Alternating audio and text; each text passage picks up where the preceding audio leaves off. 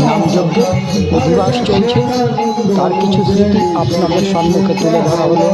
ভালো লাগলে like with subscribe করবেন। ধন্যবাদ। রাধে রাধে।